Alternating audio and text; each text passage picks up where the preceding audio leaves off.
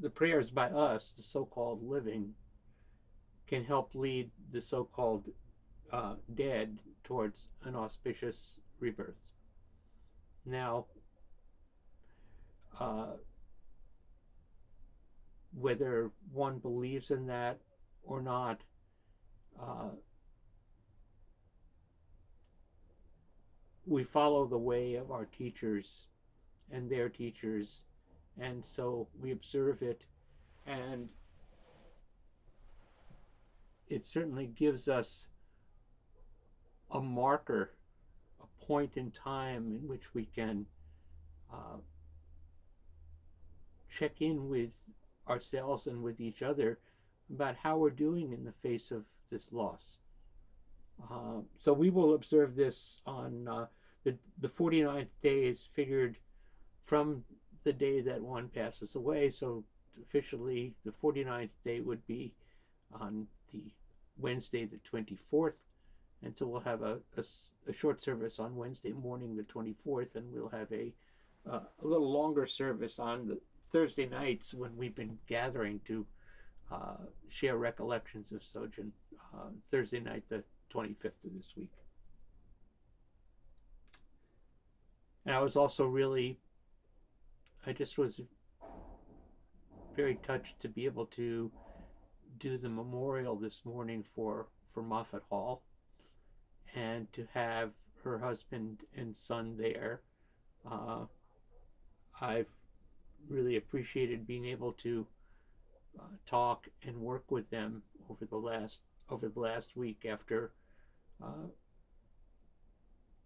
really not being in touch with Moffat for quite a number of years.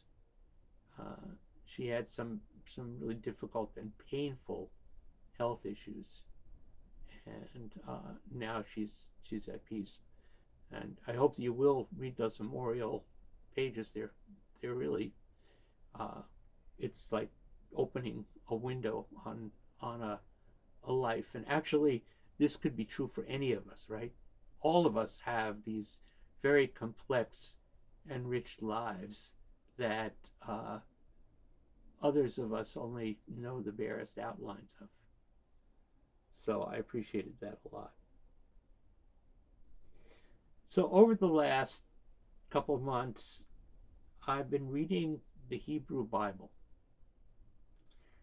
and I'm not sure why. Uh, I think it has actually something to do with working out aspects of my relationship with Sojin, although I'm not clear I can articulate that. I was born in a Jewish family and had considerable uh, and highly dysfunctional Jewish education at the synagogue, and following by my bar mitzvah, I never really set foot back in there. So uh, uh, I am not a Jew boo, but I am deeply Jewish in formation, uh, not in belief systems. And I want to maybe reassure you that I'm not, I, I hope I'm not on the road to a religious revival or reconversion. Uh, but what I find, I'm opening my door to the appreciation of things that are there in the tradition that I rejected. I rejected outright uh, for reason of family dynamics, for reason of that unskillful religious education, and also for elements of the theology and scripture that are still they're impossible for me to accept. But there are also things that are truly human and deep. It's worth noting, I think, that before he came to Zen, uh, Sojin was studying mystical Judaism, Kabbalah, and I believe that he knew quite a bit about it, and he referenced this in his talks from time to time. Uh, I'm getting a note that my volume is low. Is that true for other people? No. Okay. Uh, he referenced that from time to time, and I regret that I really never discussed it with him. And that was, not that I think he would have been open to it, but okay, hang on just a second. I'm gonna look at my audio settings. My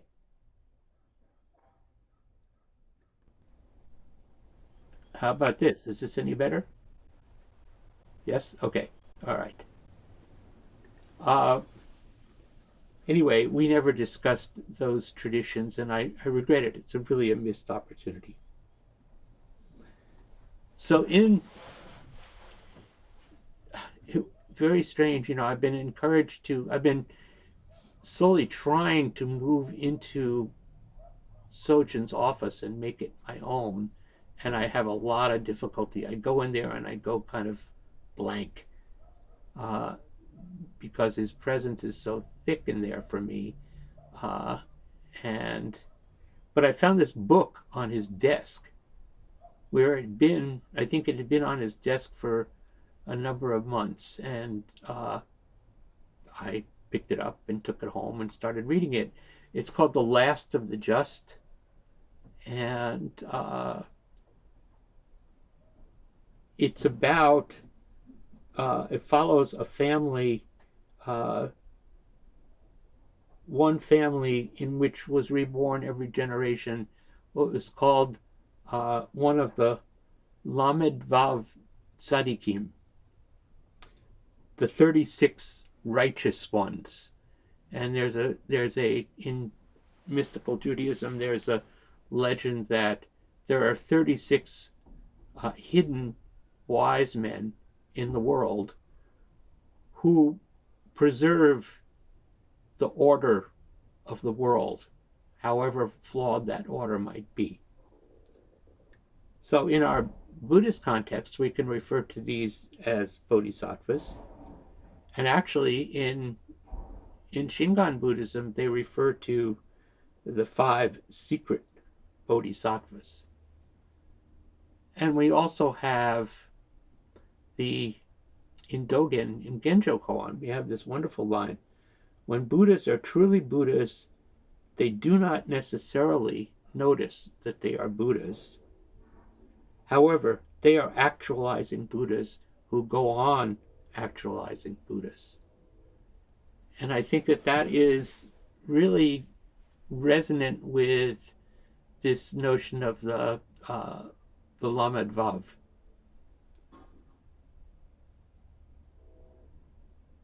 And finding that book on Sojin's desk was a curious coincidence, because it leads me to think maybe he was one of the Lamed Vav. A hidden wise man, not so hidden, but still not making much of it. So to go to these 2 words that to me express a teaching of Sojin, the 2 words, the Japanese word that we've all heard him say again and again is "hai." You knock on his door and he would give an abbreviated "hai," which technically means yes, but it means much more depending on the context and the tone of voice. It's an affirmation, a confirmation that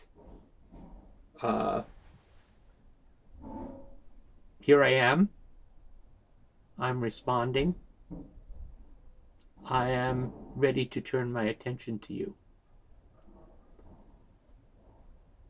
And in Hebrew, the word appears 178 times in the Hebrew scriptures.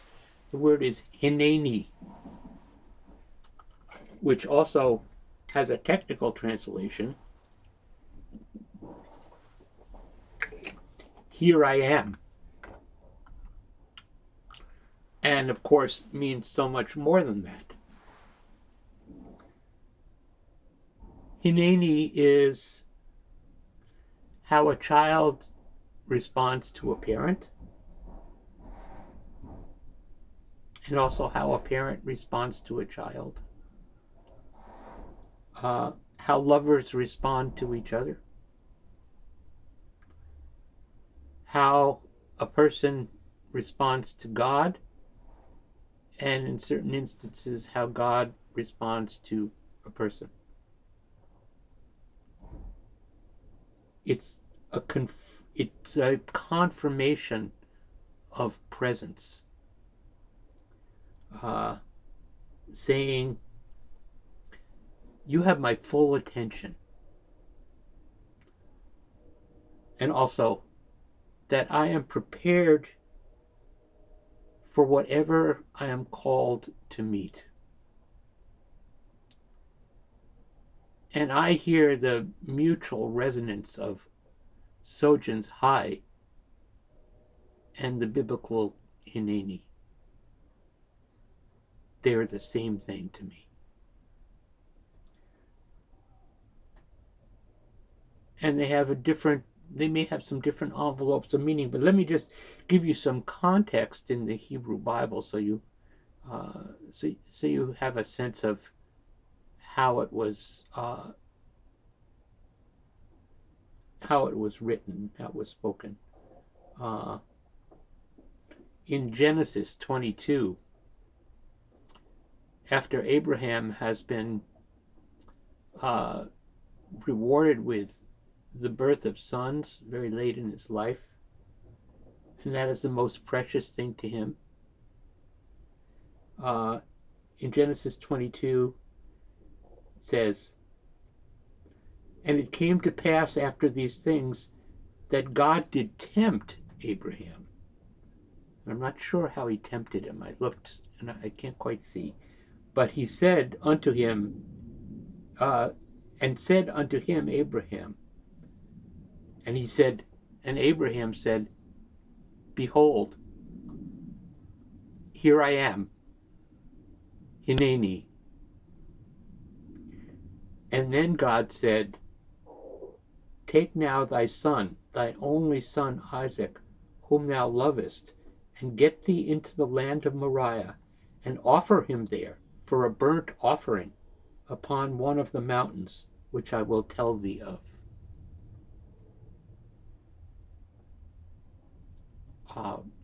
That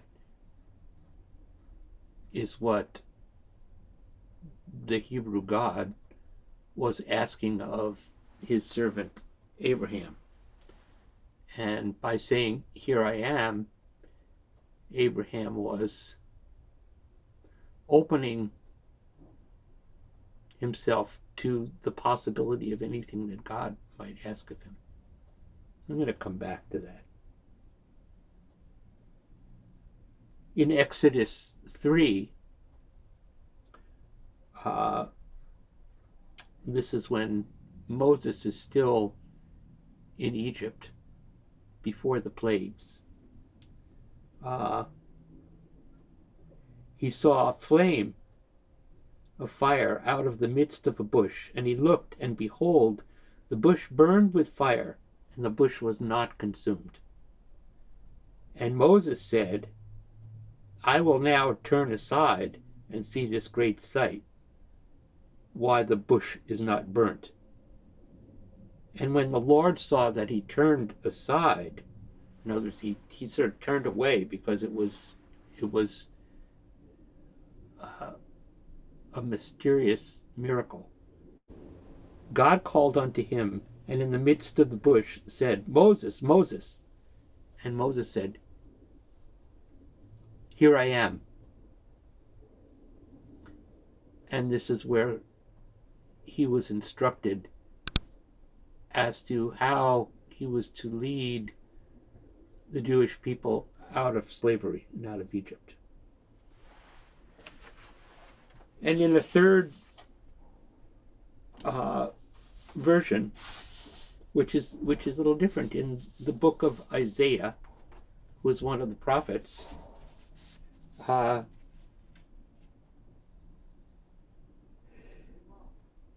Isaiah is saying to people, you will call and the Lord will answer. You will cry and the Lord will say, here I am. So this is the parent responding to the child. And I'll say just one more example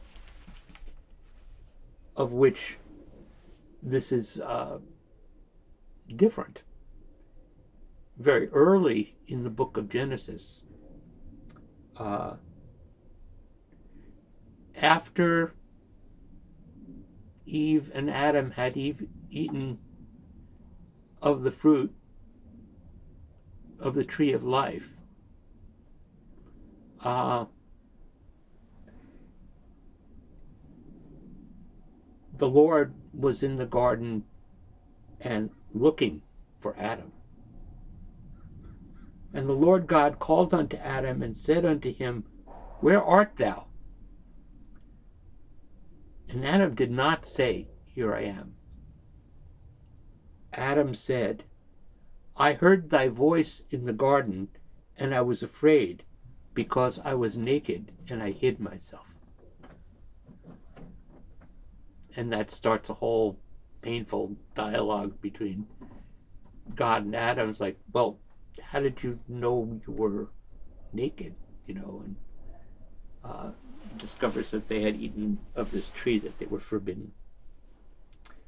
So these are biblical moments. And I just ask you to hold them. I'm not giving them to you as religious instruction. When one knocked on Hozan's door, if he was there, and you could usually tell if he was there by whether his blinds were open. And I will confess that in the 6 weeks since his death, I think every day I look out my kitchen window to see if the blinds are open. It's so deeply imprinted in me. Anyway, if he was there, he would answer, "Hi!" And as I said, in Japanese, this is translated often as yes. It also means something like, I hear you. I respond to you. So Hozan explained to me once that he had made a practice for himself of responding to every person who knocked. No matter what he was doing, whether he was reading or writing or eating or doing calligraphy, he would set down his task and turn himself to the person who came through that door. Now, it's true that from time to time one might not feel that one had his entirely complete attention. Sometimes one's presence was an interruption, but really that was the exception. Mostly, he really turned his attention to you if you came to the door. And that door was open to everybody. And just so you understand, that's actually pretty unusual.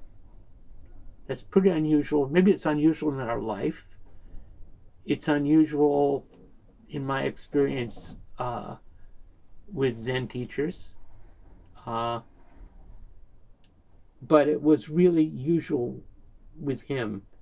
And once I understood it, I really admired this practice. I still admire it, and I aspire it to myself. So I hear height or hineni as parallel expressions of readiness, willingness, receptivity. The readiness and the ability to respond to whatever arises moment by moment. And this, I think, is a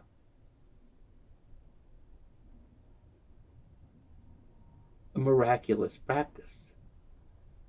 And actually, I think it's the heart of Zazen. That in Zazen, our mind and body are open to what arises, to the call of each moment. You could think of it also as our practice of kinhin. Every step in this walking meditation, every time I put my foot down, I have a realization, here I am, hineni. I feel my feet on the ground. And then I move forward.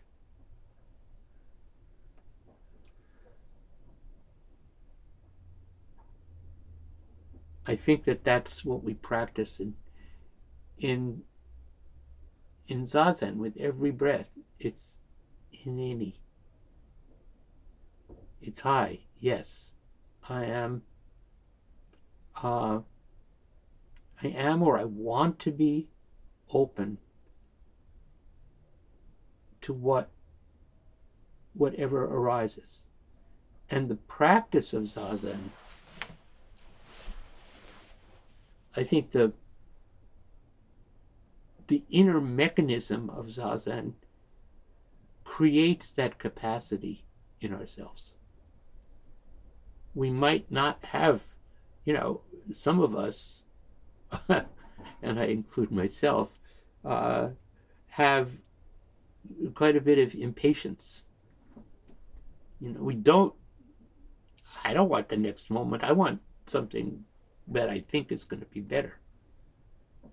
Nonetheless, I'm going to get the next moment. And as we practice, we develop the skill not to turn away from that moment. And we develop the patience to incorporate and accept that moment as exactly as it is.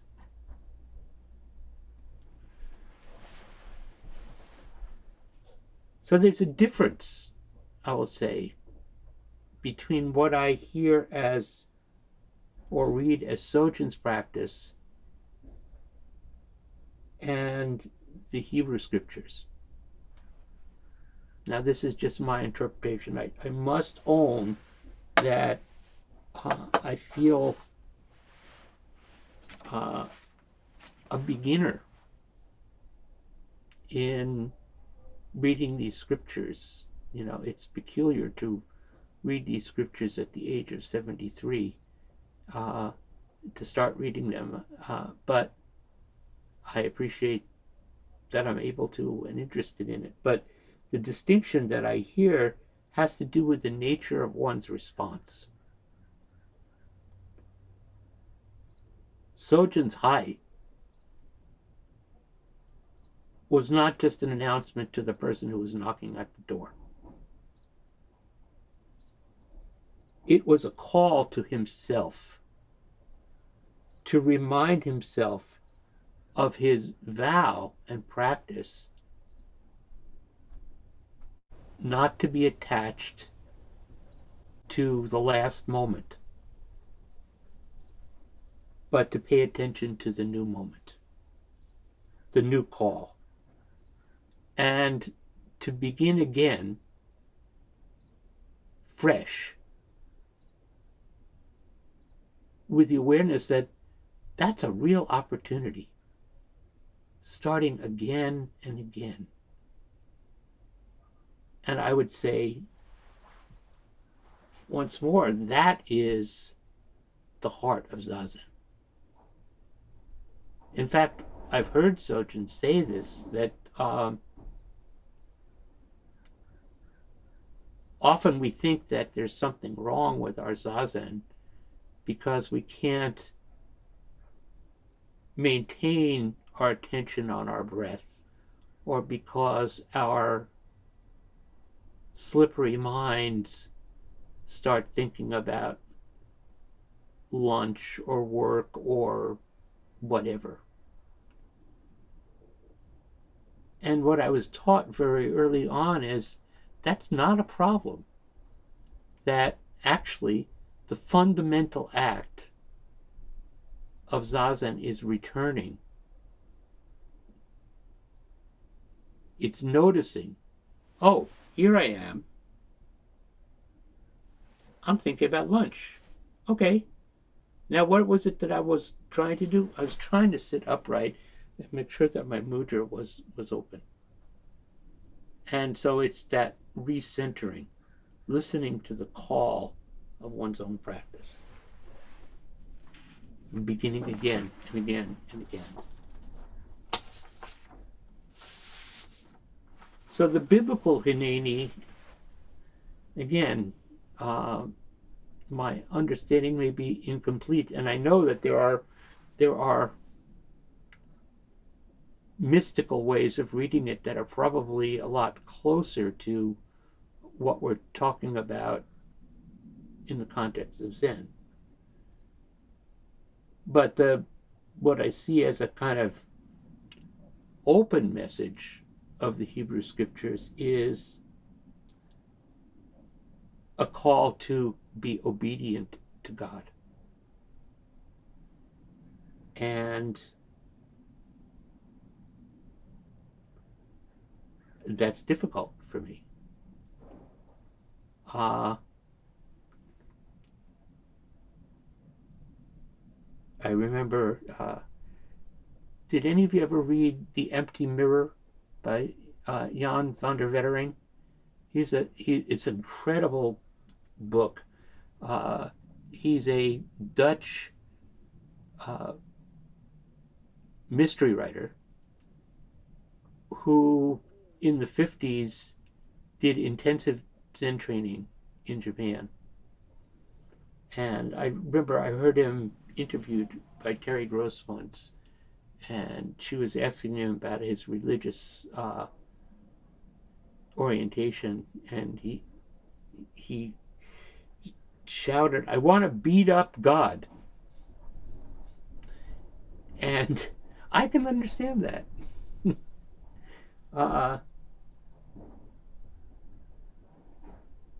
God asked Abraham to sacrifice his son. And only at the last minute, when Abraham has the knife raised, because he was a good boy and he was very obedient, and he was going to kill his only son, because that's what God asked him to do. Only at the last moment did God say that.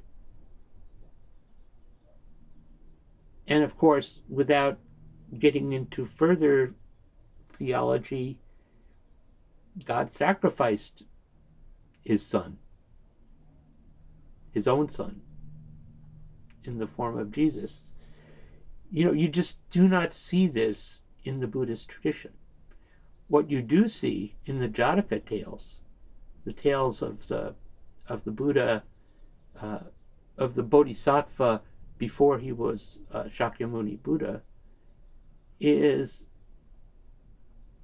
that Bodhisattva sacrificing his or her own body to save other beings, but not to a higher power. And in fact, where the Hebrew Bible, if you've read it, includes vast tracts and passages descriptive of how precisely to do animal sacrifice, which was also very common in the Brahmanical tradition that the Buddha lived in. Uh, the Buddha eliminated animal sacrifices in his religious practice. So I think we are taught to be responsive to ourself, not obedient to a higher power or another being. And that's quite unique in religious traditions in many ways. So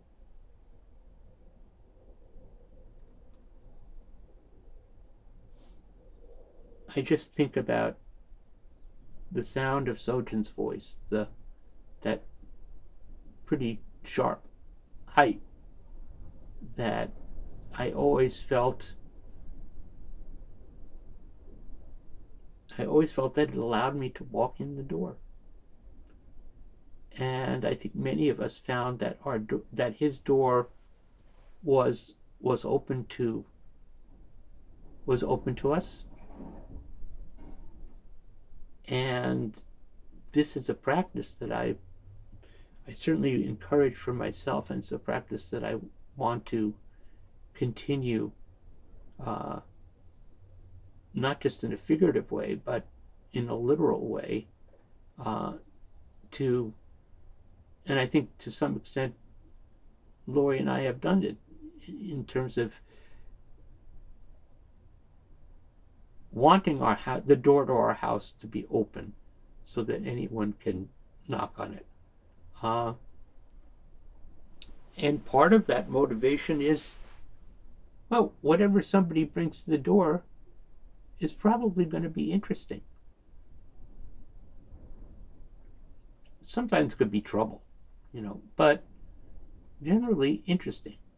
And Sojin was interested. He was very interested in what was going on in his students' lives. And I really cultivate, I hold to that principle, even though I may not be perfect in my attention. So just say yes. Just say, here I am. Say it to yourself. Say it to those who are around you. And say it to the universe in Zazen. So that's the practice that I wanted to speak of this morning.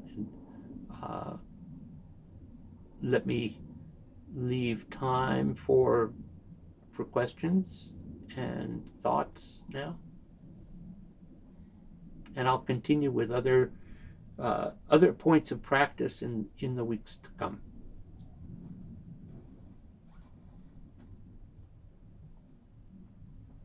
Thank you, Hozan. For everyone who has a question, please raise your digital hand or send a chat to the Saturday Director, and I'll read that for you. Thank you. Okay, I see Ben. Let's see here. I don't see anybody. Ben, go ahead and unmute yourself. Thank you for your talk, Hozan. Can you hear me okay? Yeah, fine. Okay, great. I remember from a Dharma talk that I heard on the San Francisco Zen Center website many years ago when I first started practicing. And I think the talk focused around Ananda and Ananda saying yes to the Buddha. And I don't know if you or anyone else here knows of that story. It just came to my mind during your talk, and I didn't know if you could share anything about that. I remember the talk focusing on how Ananda was always ready to say, yes, I'm here, and how that was a good practice for us. Well, I don't remember that in specific, but that's what we're supposed to do, right? As good Zen students, we're supposed to say yes. Now, I would say that's not an absolute. sometimes there are moments when you should say no. But always, I think it's good to say, here I am. I am paying very close attention to what's being presented. But it's not an absolute. In some Zen settings and other religious settings, you know, if the teacher or figure of authority says you should do something, then unquestionably you should do it. But I never had that instruction or message from Sojin Roshi, and I don't feel it. And I think we have to hold on to our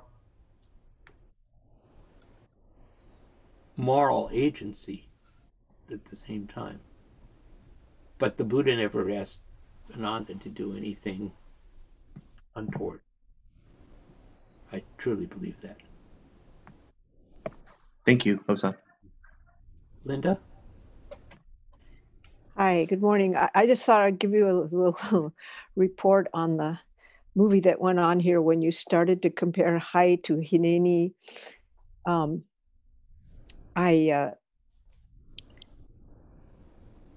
As soon as you mentioned the example of Abraham saying that to God on that occasion, I went into a kind of molten, near volcanic eruption because of the nature of that story.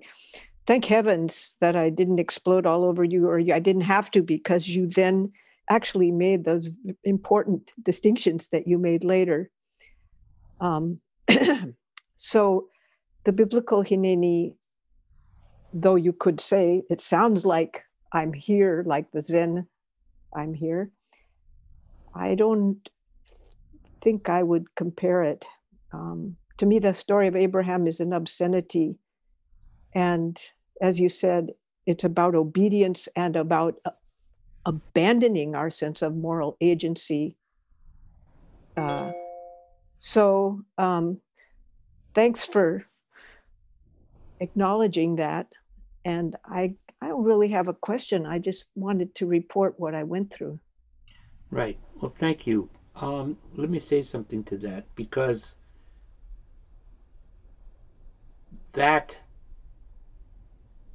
this is my second time in the last 10 years reading the 5 books of Moses. And the first time, everything about them catalyzed the response that I feel you're describing.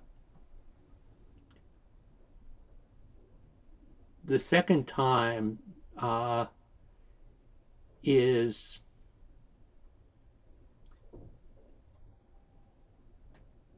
I'm asking myself what's going on inside me. And I'm using those stories. I'm not agreeing with anything. I'm just using it as an examination, and I feel they're virtually every major figure in the Hebrew Bible is seriously problematic on a number of different, perhaps moral grounds. So I don't want to get into a long discussion about it, but I think that what speaks to me about Hineni is to ask, where am I? And if I can use that, I will use it. I will use anything I can to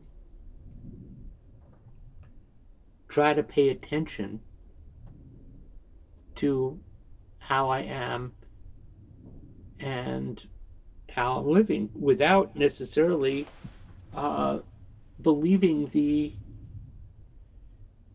doctrines that it seems to be attached to. So anyway, we can certainly talk about this more, but I'm not. For me, there's a resonance. For you, there may not be a resonance, and I understand that. There wasn't, this resonance for me is newfound. And I could also move through it to another place. But this is what I wanted to share today. Thank you. Good. Yeah. Kurt?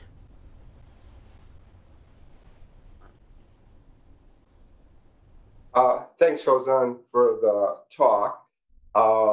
There's a Leonard Cohen song Yes. near his death where he wrote near his death where he kind of references that. It's kind of opening himself. But the question that I had to do with, I guess, a little bit what you might see as being self-denial in obedience to something else, or it might be letting go of self. And so when you were talking about Zazen and how you may want something better in the next moment, but you're willing to just accept the next moment, in a way, you're letting go of what you're wanting. Like, at least when I'm practicing, I'm knowing I'm always trying to get something, or I'm trying to have some state, or I'm wanting to get enlightened. And so in some way, letting go of that, letting go of trying and just sitting, just being present is almost it's a letting go of your own self or what you want, and an opening to something larger.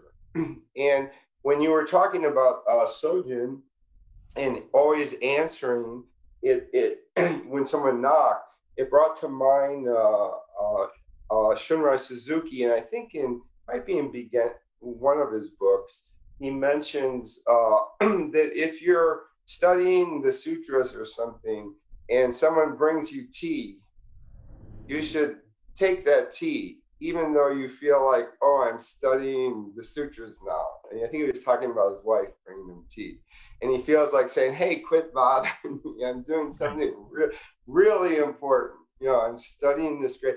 But really, the important thing is to let go of what you think is so important and just meet the present moment, which is somebody's bringing you tea, somebody's knocking on your door, there's a pain in your leg, or whatever that is. And so I've, in my practice, tried to do that, but I've also, I guess, struggled a bit with that issue of agency. And so if I'm really open to the next thing, and I guess it's like being open to the Tao or the way, then I'm willing to let go of my plans for some emerging thing, which may not be exactly what I had in mind. And so asking myself, how open am I to that? And when I think of that story with Abraham, and of course I didn't grow up in that tradition, but it almost seems like it's a testing. How open are you to the next thing? How willing are you to let go of, what is your agenda or most important to you? And are you really? And so is it obedience to God? Is it obedience to the Tao? Is it obedience to just the next moment? I mean, obedience isn't a good word. I guess it's a dropping of self, and then realizing that there's no separation between you and God. That it's you wanting it to be something different that's creating this space. That's right. When you let go of that space, then it isn't like I have to obey. I'm just expressing my true nature. Right. So there's a distinction, as I said, between obedience and response. And I've talked often about, this koan, what is the summation of a Buddha's whole lifetime? An appropriate response. And where if you talk about the story from Suzuki Roshi, that's what Sojin experienced. That's what shaped him, was just those kinds of teachings from Suzuki Roshi. the root of our suffering, to me, is in wanting things to be different from how they are. But this is not so easy to pin down. You still have to decide. In a moment that arises, when a thought arises of something else, or a thought arises, say, of something that is not right, that needs to be, if you look at, for example, Sojin Roshi approaching the altar. We've often seen this. He would stop, he would look, he would align the objects on the altar according to mysterious principles that he had in his mind. To me, it's mysterious. Now, you could say, well, he wanted things to be different from how they were, right? Yeah, he thought, oh, I can put this in alignment. So I have some agency here, so let me do this. So it's not just accepting, it's not a passivity. It's not just a kind of blind acceptance of the moment. You still have to have a moral or ethical agency. And the very thought that's coming up in your mind about what might be the next moment might be the thing that you need to pay attention to. It's not so simple. Anyway, thank you for that question. Sure. Helps open things up. Janae? Hozan, a very provocative talk. Thank you. So something you said reminded me of Baker Roshi, what he used to say way, way back in the day. And it seems, I'm realizing that it's the thing I remember most from him. So it was, nobody wants the next moment. Everybody wants the moment after next. And I've always thought I understood that, but maybe now I'm not so sure. I wonder if you might say something about that. I mean, I don't know, because I wasn't there, and that sort of makes sense. What you want is what you want, your enjoyment.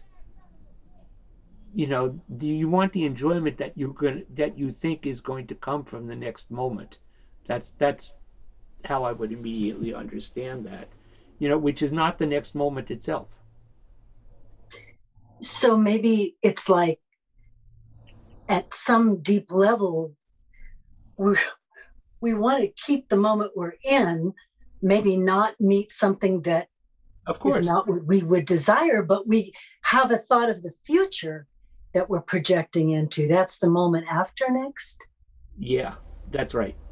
And the thing to read there is the Buddha's first sermon, where he describes the nature of suffering. And he explicates it very, very clearly. It includes wanting what we don't have, not wanting what we do have, and all of these permutations of that. And you can go back to that. It's really easy to find. Thank you. I see somebody whom I don't know, and I'd like to hear from him. Chris? Is it Chris? Yes. Last name is Guys. Guys, where are you? I'm in Berkeley. This is my first time joining, so thank you for the wonderful talk, and it's been a nice introduction. Oh, you muted yourself. Go ahead. Sorry about that. So I'm curious, for those maybe like me who tend to look inward often and even live inward a bit, how to respond to the moment and be attentive present, ready to answer the call of each moment, while also recognizing a need for kind of restoration. I guess everybody exists obviously on a spectrum of maybe introverted, extroverted is a bit too simplified, but I mean, that's fair. Yeah, for those who kind of recognize a need for kind of introspection to feel kind of whole and to be the best version of themselves in some way, how might you advise someone like me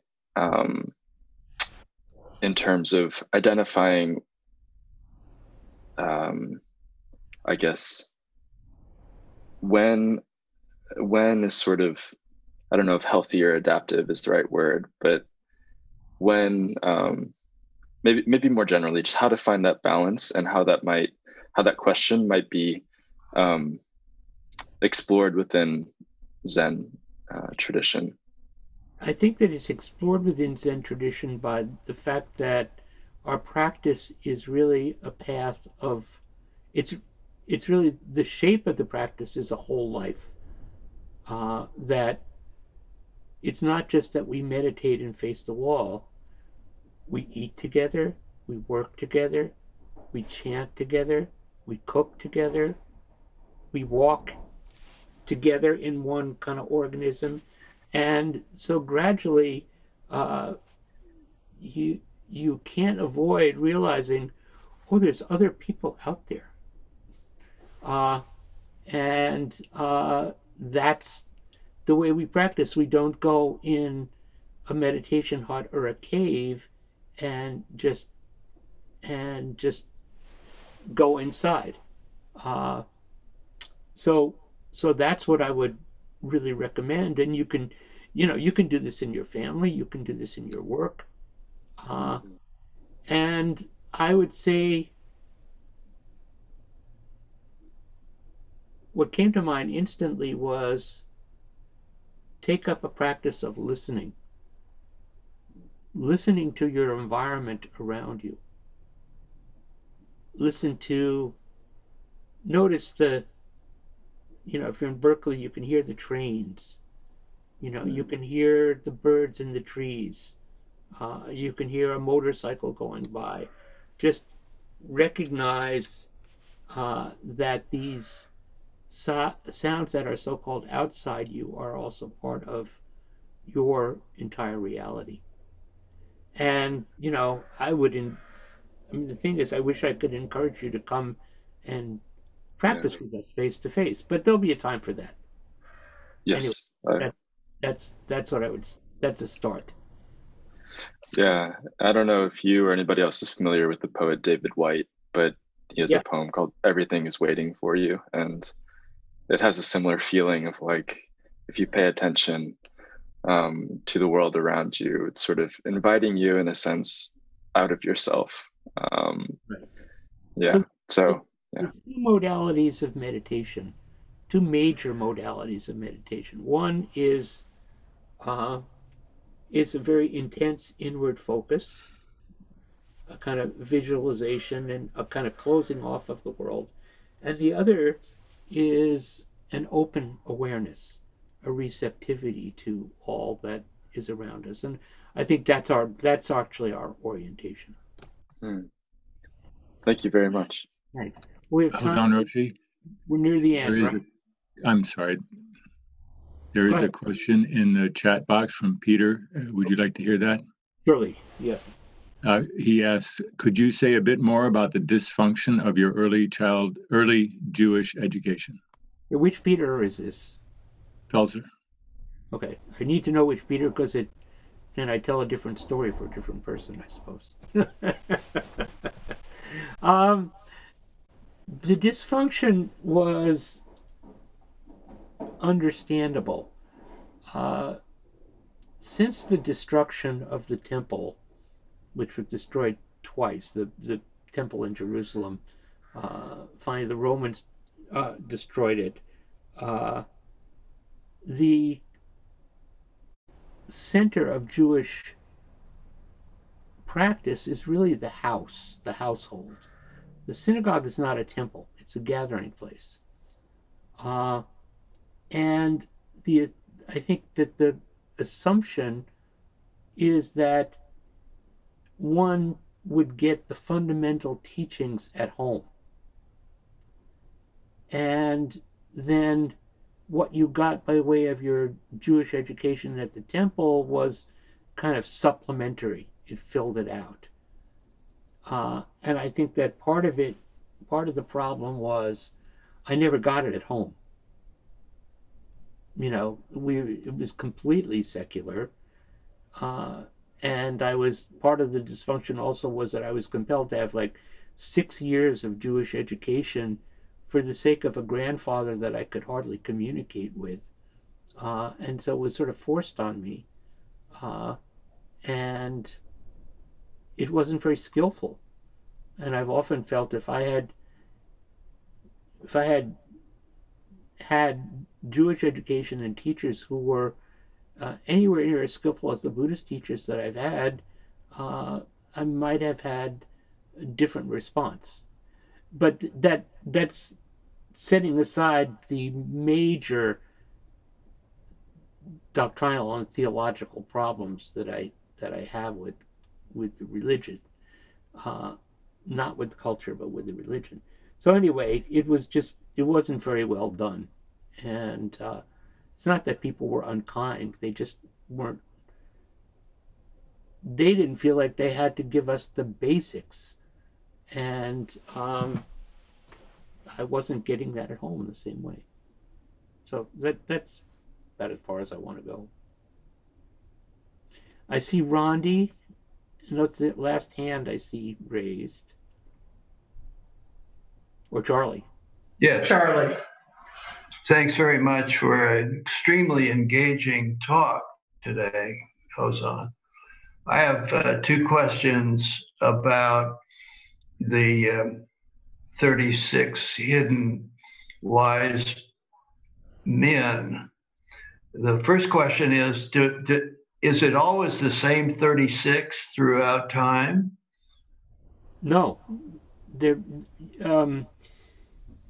I don't know. I'd have to study the legend, but in this book, in the Last of the Just, what it follows is that the just man was one of the 36 belonged to a particular family and was born generation after generation. Someone was born into that family who played that role.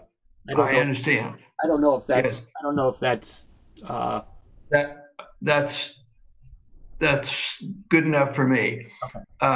The second question is, contemporary Jewish theology might include 36 hidden wise women. Would it not? I think some schools would, and some schools wouldn't. I mean, there's just. Well, the reason I ask that is in the realm of politics, women certainly have been leading a great portion of political theory and practice. So I wondered whether that reality might carry over to Jewish theology. Well, what I think is that all theology is still painfully patriarchal. Mm-hmm. And that's not just Jewish, it's like across the board. And this is what we have responsibility to change. Well, I thought of Mother Teresa as a possibility of one of these wise women holding up the world. Maybe. I mean, these are myths, and so I don't necessarily okay. you to any of them. All right. It could be Blanche Hartman, maybe she was one of them. There's lots of, maybe Meili, anyway, we have to find we have to find wisdom wherever it's being offered to us. Of course. Thank you. Okay. Is that it, Eiko? Yes, it is, sir. Okay. Thank you very much, and enjoy the sunny, crisp weather, and we'll see you. Just remember, we're going to do the Sojin Roshi's 49-day ceremony it'll be on Wednesday morning, but if you can't join us, we'll do it on Thursday evening when we have more further recollections about Sojin. Thank you. Beings are numberless, I vow to awaken with them. Delusions are inexhaustible, I vow to end them. Dharma gates are boundless, I vow to enter them. Buddha's way is unsurpassable, I vow to become it.